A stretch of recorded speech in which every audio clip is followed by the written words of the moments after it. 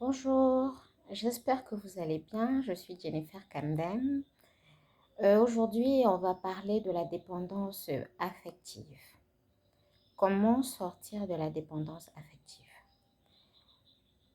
Ici, je parle bien de ce type de dépendance affective où, quand on est en couple, on a déjà passé le moment d'euphorie où on veut tout faire ensemble, on veut savoir qui tu es, on passe beaucoup de temps ensemble, on oublie certaines activités parce qu'on est centré sur le bonheur qu'on a avec l'autre.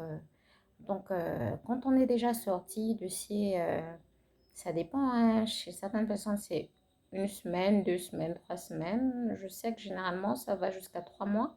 Quand on est sorti de cette phase-là et que on a l'autre conjoint qui sait que je suis effectivement en couple, mais il vit sa vie.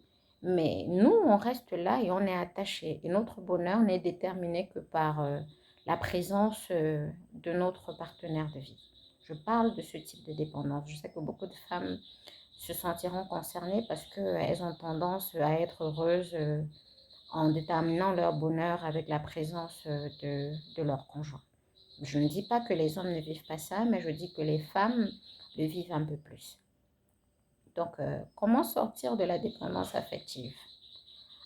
Il faut prendre conscience du fait que on est effectivement actuellement de vivre la dépendance affective. Ça, c'est le premier point. Le deuxième point, c'est comment le gérer avec le partenaire. Donc, qu'est-ce qu'on va faire? On va arrêter d'étouffer notre partenaire, de tout vouloir tout faire avec le partenaire. On va laisser le partenaire dire non à ce qu'on veut faire. Quand on est dans la phase de l'euphorie, de la connaissance et tout, bah, nous ou l'autre, on a tendance à se dire oui surtout. Mais quand on sort de là, le non commence. Et c'est normal pour l'autre qui s'est détaché. Enfin, je veux dire qu'il vit déjà normalement la vie en quittant la phase. Mais pour l'autre qui est toujours dans cette espèce d'euphorie qui a créé finalement la dépendance, bah, il ne supporte pas que l'autre dise non. Donc, il faut laisser l'autre dire non. Il faut communiquer. Il ne faut pas garder des choses en nous. Il faut communiquer. C'est important parce que quand l'autre il va sortir et on va garder ça en nous parce qu'on ne veut pas le blesser ou alors on va trop sortir ça et on va se mettre en colère ou on sera jaloux. Là, c'est plus de la communication, là, c'est changer des mots et tout. Donc, il faut une communication saine, s'exprimer sainement et dire que voilà, voilà, voilà. Et l'autre pourra même t'aider à sortir de là en te disant que non, en fait, actuellement, je fais plutôt ceci. C'est pas que j'ai changé, c'est juste que maintenant, je prends moins de temps pour... on ne passe plus trop de temps ensemble parce qu'on a passé cette phase d'euphorie-là. Maintenant, il faut laisser la liberté de l'autre. Il faut les laisser libres. Laisser l'espace de l'autre. Il ne faut pas vouloir toujours être là à vouloir occuper tout l'espace que l'autre a. Non, il faut avoir son espace et que l'autre aussi a son espace. Il faut laisser l'autre faire ses activités. Vous voyez, récemment, le 8 mars, au Cameroun, le 8 mars est une fête, hein, une grande fête, comme le jour de Noël ou alors le Nouvel An. Donc, on fête. Chez nous, ici, les femmes et les hommes fêtent. Bon, mais ce 8 mars, il y avait un match. PSG contre le Bayern. Vous n'allez pas, votre conjoint ne va pas aller sortir le 8 mars avec vous alors qu'il a envie de voir son match, par exemple, avec ses amis. Laissez-le aller voir son match avec ses amis et vous allez le 8 mars, soit avec vos amis aussi ou vos collègues, je ne sais pas.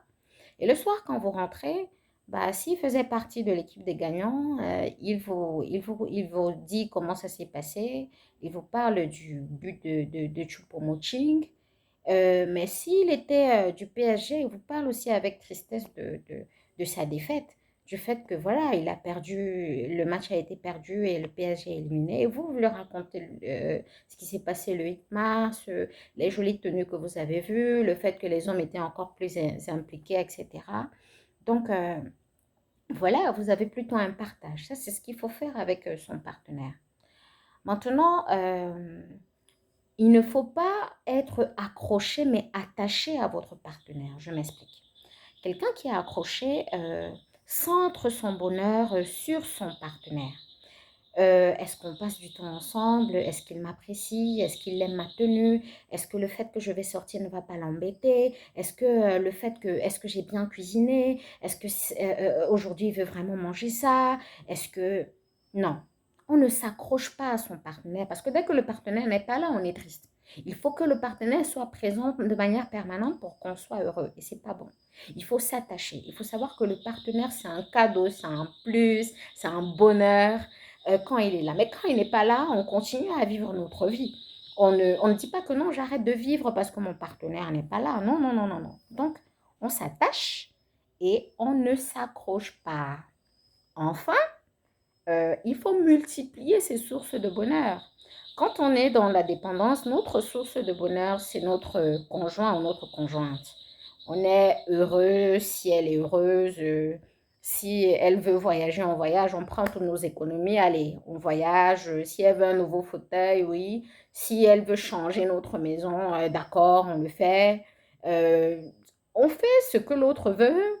Euh, on est dans cette espèce de truc où on n'est même pas nous-mêmes et on ne vit que par rapport à notre relation, on ne vit que par rapport à l'autre et tout. Alors qu'on est d'abord quelqu'un, on est dans l'individualité d'abord, avant d'être dans cette espèce de couple, de partenariat. Donc, on doit multiplier ses sources.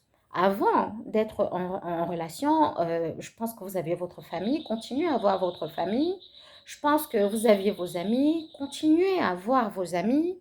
Vous avez vos projets, continuez à travailler sur vos projets. Vous avez vos loisirs, continuez à faire vos loisirs, à aller faire du sport, à lire, à aller au cinéma, continuez. Et vous avez votre source de bonheur en plus qui est votre couple. Et si vous faites ça, bah, dès que si jamais votre partenaire n'est pas là ou bien votre source de bonheur qui est votre couple disparaît, bah, votre monde ne s'effondre pas. Et c'est plus facile, on va dire, de gérer, par exemple, s'il y a une séparation, s'il y a une rupture. Mais quand votre seule source de bonheur, c'est votre conjoint ou votre conjointe, quand la personne part, votre monde s'effondre. Vous êtes malade, vous n'arrivez plus à manger, vous êtes triste. Donc, pour récapituler, on va dire que pour sortir de la dépendance affective, un, vous devez prendre conscience. Deux, il y a des points qu'il faut améliorer vis-à-vis de votre partenaire. Ne l'étouffez pas, il doit dire non, laissez-le dans ses activités, donnez-lui de l'espace, de la liberté et communiquez entre vous. Euh, Trois, on est dans l'attachement et on n'est pas dans l'accrochage. Et enfin, le quatrième point, c'est on est dans plusieurs sources de bonheur. C'est tout pour moi. Je vous demande si vous avez apprécié la vidéo, de liker, de commenter, de partager et surtout de vous abonner. Je vous souhaite une très bonne soirée si vous l'appréciez en soirée ou alors une très bonne journée. C'est tout pour moi. À la prochaine.